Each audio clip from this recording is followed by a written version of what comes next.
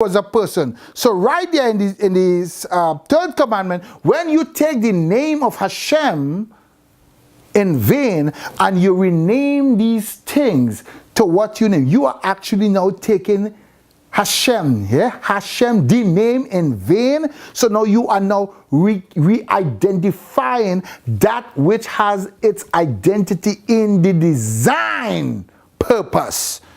So no longer it is identified by the designer, it is now supposedly identified in the what? In the present time, which cannot be. It still would not be what you claim it to be. And that you shouldn't do. And that is what we're doing right now. So that is the third one. Respect the property of the other. A thing is identified with itself. Because all things in itself is what it is. It cannot not be what it is. What it has been designed as, it will always be, regardless of how you change all the parts. I can change all my body parts, but my identity is who I am. This does not define me, but it actualizes my state as a human being. But as a person which goes to my personality and your personality, it's what you are. What identifies is what we are. Not who we are, but what we are. We worship who he is because of what he is. So he is the what and the who. But we are what. And who we become is based upon choices, based upon taking on that very nature that was substituted for our dysfunctionality. All right, we're moving on now. So remember, third principle is respect the property of the other person. A thing is identified with itself. Boundaries, you must set boundaries. Parents, children, with God. God have boundaries. What God say a thing is, it is. His boundaries is only from his word, not what from the theologian, the philosophers, the government, society says, but what his words say it is, what the Torah says it is.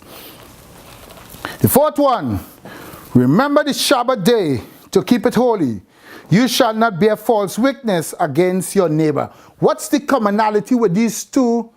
With this fourth principle, commonality with the fourth and the ninth commandment, mitzvot, that commonality, what's the commonality? Remember the Shabbat day to keep it holy, and you shall not bear false witness against your neighbor. What is that? Who can tell me? What are you hearing there? Keep the Shabbat day holy. What they used to do in Shabbat, remember I said last week, what they did, why Shabbat was important, what they did when they came out of Egypt. Yes, well, what they did when they came out of Egypt, what they did for a remembrance of what took place.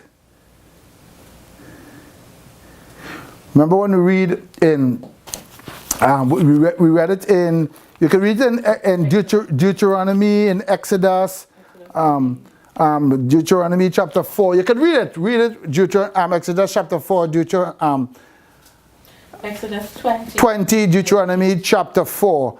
You could go, when you go home, you could read it. And you would see when he brought them out, what they did is that they recite what was done.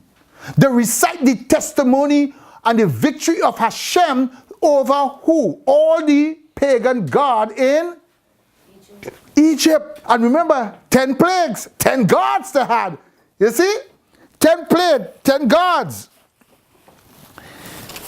Isra, 10. And remember what I said 10 is? Tithe and wealth, richness, right? That is what 10 is. That is what it is. It's like a double grace. It's the grace of Hashem on his bow end, the thumb, the fingertips. That which is extended. The hand, always remember this, the hand is what extend what? The will of a thing, the will of a person is only expressed through the hands. Every single thing in society that is revealed is revealed through what? Our hands. Don't matter what. If you could speak a thing, but you know what you will do? You will act out what you think. Believe. That's right. What you believe, truly, what you think about here is going to be acted out in your hand. And your hand is just analogous to your behavior. How you function. This is why Israel was very pragmatic. You see like how America is very pragmatic? It's like we rewrote pragmatism because we came up with that, right? Pragmatism.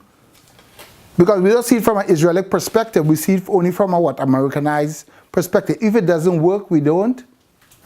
If it doesn't work, we don't what? That's right.